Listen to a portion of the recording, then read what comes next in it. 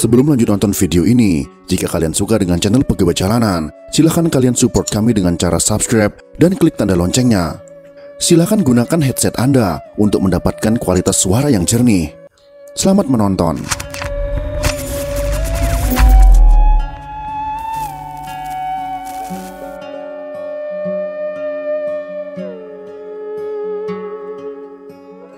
Ada dua momen penting yang melatari naiknya Soeharto, Orde Baru, menggandengkan rejim Soekarno, Orde Lama.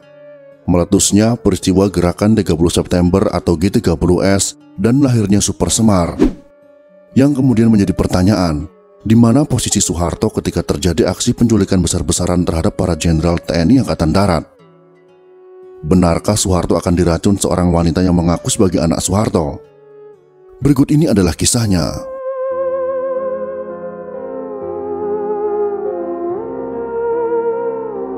Postur tubuhnya tak terlalu tinggi, umurnya kira-kira lebih dari 50 tahun. Ketika berbicara, laki-laki tak dikenal itu selalu menggunakan bahasa Inggris dan Indonesia. Pria keturunan India itu suatu hari mampir ke rumah Soeharto di Jalan Agus Salim, Jakarta.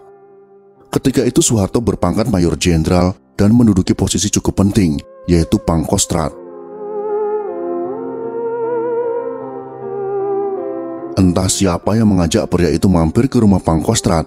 Yang jelas pria itu diterima oleh Ibu Tin Soeharto, sang pemilik rumah. Setelah dipersilakan duduk, pria itu menawarkan barang dagangannya berupa batu-batu permata yang berwarna-warni. Sayangnya ketika berbagai jenis permata itu ditunjukkan, Ibu Tin tidak begitu tertarik. Pria itu lalu mengeluarkan jurus baru, mengaku bisa meramal nasib seseorang. Sontak Ibu Tin menjadi tertarik dan ingin mendengarkan ceritanya. Sekedar mengisi keisengan, saya setuju saja. Setelah orang itu melakukan cara-cara sesuai ilmunya, ia lalu menceritakan keadaan masa lalu saya.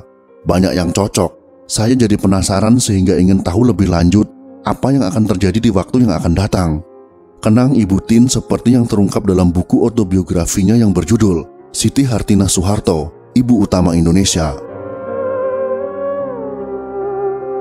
Dialog pun berlanjut, hingga akhirnya mengarah kepada nasib Soeharto. Lagi-lagi sang penjual aki mempertontonkan jurusnya. Ibu Tin terpana. "Madam, suami madam akan berdiri sama tinggi, duduk sama rendah dengan presiden yang sekarang, yaitu Soekarno," kata pria itu.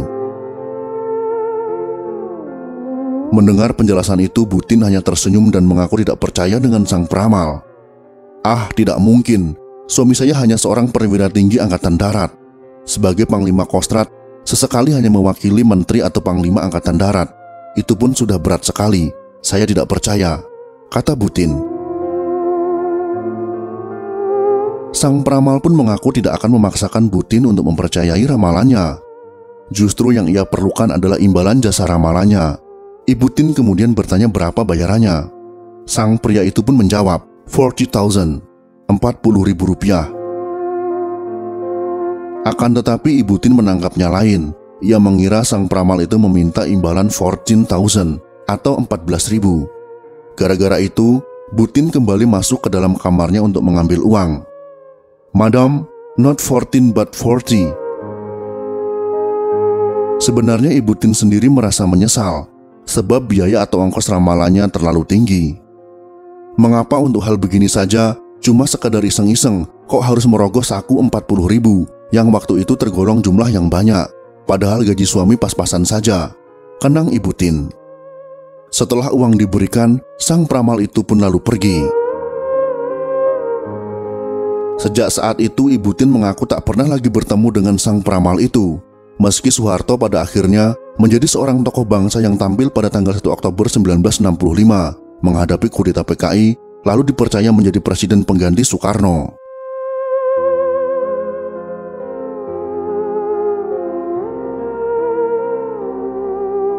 Soeharto terlihat risau, hatinya gundah gulana. Sejumlah prajurit Kostrat tak henti-hentinya mendatangi Soeharto meminta pendapat, namun Soeharto tetap diam. "Saya sering risau karena didatangi anak buah yang meminta pendapat dan penilaian saya. Mereka menunjukkan tarikan muka seperti mendesak ingin mendapat keterangan mengapa saya diam. Saya jawab bahwa saya tidak buta. Saya telah melapor kepada atasan tentang keadaan. Situasi memang serius, tetapi saya tidak mendapat reaksi apa-apa. Apalagi yang dapat saya lakukan lebih dari itu, kata Soeharto. Soeharto pada saat detik-detik menjelang meletusnya peristiwa berdarah sedang menduduki posisi strategis sebagai Panglima Kostrad. Pangkatnya adalah Mayor Jenderal.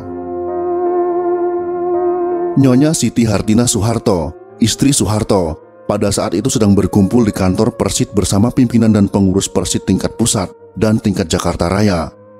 Ibu Tin, panggilan akrabnya, sengaja berkumpul di markas Persid untuk mendengarkan penjelasan dari Menteri atau Panglima Angkatan Darat Ahmad Yani. Pak Yani dalam pertemuan tersebut menjelaskan situasi politik pada waktu itu yang makin gawat.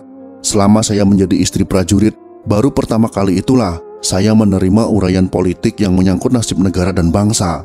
Biasanya seorang istri prajurit itu tidak diberitahu hal-hal yang bersifat rahasia, kenangnya. Seusai mengikuti acara itu, Ibu Tin pulang ke rumahnya di Jalan Haji Agus Salim. Melihat ibunya pulang, anak-anaknya meminta dibuatkan sup kaldu tulang sapi. Ibu Tin lalu membuatkannya.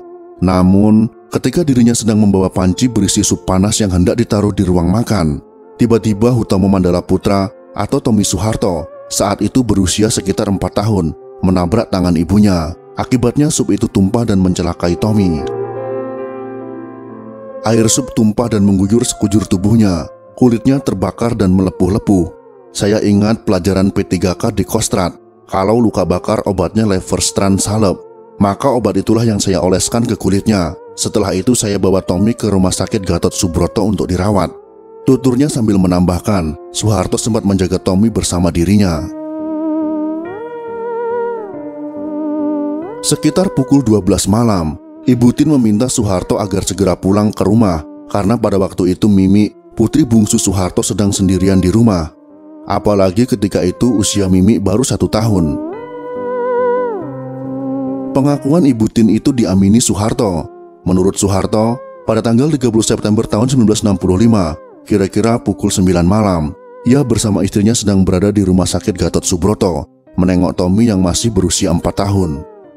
Kira-kira pukul 12:15 tengah malam saya disuruh oleh istri saya cepat pulang ke rumah di Jalan Haji Agus Salim karena ingat Mami, anak perempuan kami yang bungsu yang baru setahun umurnya. Saya pun meninggalkan Tommy dan ibunya tetap menungguinya di rumah sakit, kenang Soeharto.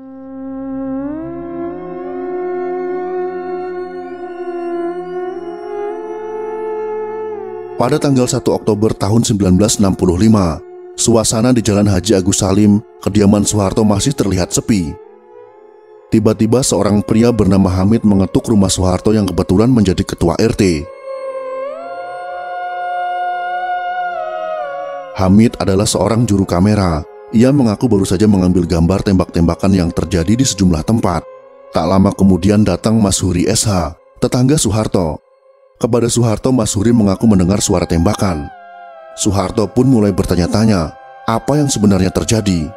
Di tengah tanda tanya itu, muncul Broto Kusmarjo. Lelaki itu mengabarkan bahwa telah terjadi penculikan terhadap sejumlah jenderal. Sekitar pukul 6 pagi, Letkol Sujiman datang ke rumah Soeharto. Lelaki itu mengaku diutus Mayor Jenderal Umar Wirahadikusuma, Panglima Kodam 5 Jaya. Kepada Soeharto, Sujiman memberitahukan bahwa ada konsentrasi pasukan di sekitar Monas. Mendengar cerita itu, Soeharto bergegas mengenakan pakaian loreng lengkap, bersenjata pistol, pet, dan sepatu. Sebelum berangkat ke markasnya, Soeharto berpesan kepada Sujiman, "Segera kembali sajalah dan laporkan kepada Pak Umar saya akan cepat datang ke Kostrad dan untuk sementara mengambil pimpinan Komando Angkatan Darat." Tak lama kemudian Soeharto terlihat berjalan menuju jeep Toyota kendaraan dinasnya. Tanpa seorang pengawal, Soeharto tancap gas menuju markas Kostrad di Jalan Merdeka Timur. Ketika itu Soeharto melihat suasana di ibu kota berjalan seperti biasa. Sepertinya tak ada tanda-tanda telah terjadi sesuatu. Lalu lalang manusia dan arus kendaraan terlihat seperti biasanya. Begitu juga becak-becak yang biasa mangkal di ujung kampung. Radio Republik Indonesia atau RRI juga terlambat menyiarkan tragedi pekat dan menyayat hati seluruh rakyat Indonesia. Padahal, biasanya RRI sudah mengudara pada pukul 7 pagi. Herannya hingga pukul 7 pagi RRI tak juga bercuap-cuap. Ini sangat aneh. Begitu juga ketika Soeharto memasuki markasnya, tak ada tanda-tanda bahwa telah terjadi aksi penculikan dan pembunuhan secara keji. Justru, Soeharto hanya mendapatkan laporan dari petugas piket yang mengatakan bahwa orang terpenting Bung Karno tidak jadi ke istana, tetapi langsung ke Halim. Di istana Presiden juga terlihat melompong. Soekarno ketika itu sedang tidak ada di tempat.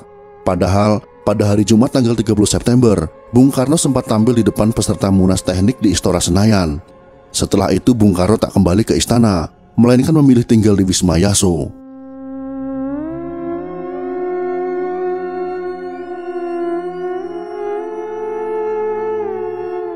Pada tanggal 1 Oktober tahun 1965, Mayor Jenderal Soeharto tampak serius di depan radio yang ada di markas Kostrad. Dari balik radio terdengar suara.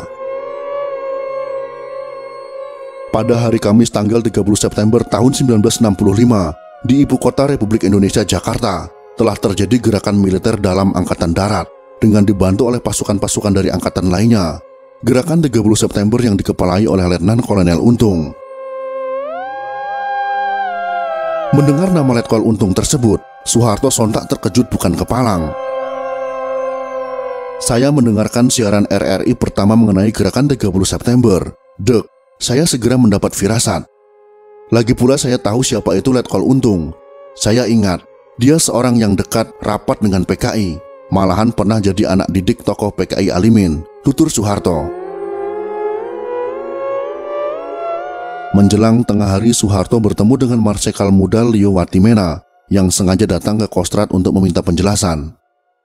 Kepada Leo, Soeharto bercerita bahwa ia mengenal Untung sejak lama ketika menjadi salah satu komandan Resimen 15 di Solo. Saat itu Untung menjadi salah satu komandan Kompi Batalion 444. Gerakan 30 September yang dipimpin Untung bukan sekedar gerakan yang akan menghadapi Angkatan Darat dengan alasan untuk menyelamatkan Presiden Soekarno. Gerakan Untung mempunyai tujuan lebih jauh, ingin menguasai negara secara paksa atau coup, kata Soeharto. Sebelumnya Soeharto juga sempat mengadakan rapat khusus bersama asisten-asistennya beberapa jam setelah ia mendengar peristiwa itu dari RRI. Menghadapi kejadian ini, kita tidak hanya sekedar mencari keadilan, karena jenderal-jenderal kita telah diculik dan sebagian dibunuh. Akan tetapi sebagai prajurit Sapta Marga, kita merasa terpanggil untuk menghadapi masalah ini, karena yang terancam adalah negara dan Pancasila. Saya memutuskan untuk melawan mereka, jelas Soeharto.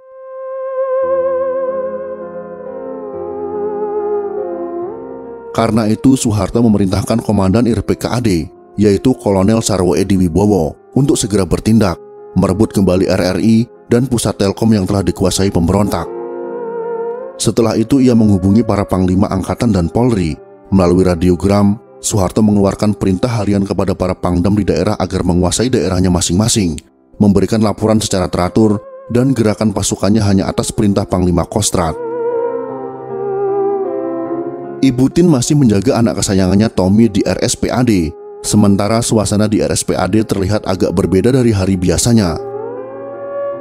Mendengar berita ini, tak lama kemudian Ibu Tin baru mengetahui kalau semalam telah terjadi penculikan terhadap jenderal-jenderal yang dilakukan oleh pasukan Cakrabirawa.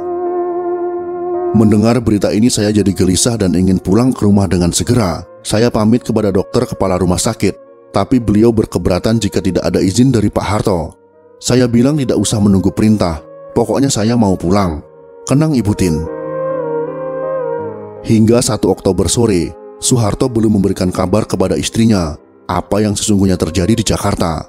Sementara detik demi detik, pikiran Ibu Tin semakin gelisah. Maka saya nekat saja untuk pulang, karena saya gelisah dan tidak betah lebih lama di rumah sakit. Saya pikir, nanti kalau terjadi hal-hal yang lebih gawat anak-anak di rumah, saya di rumah sakit, nanti saya tidak bisa berbuat apa-apa.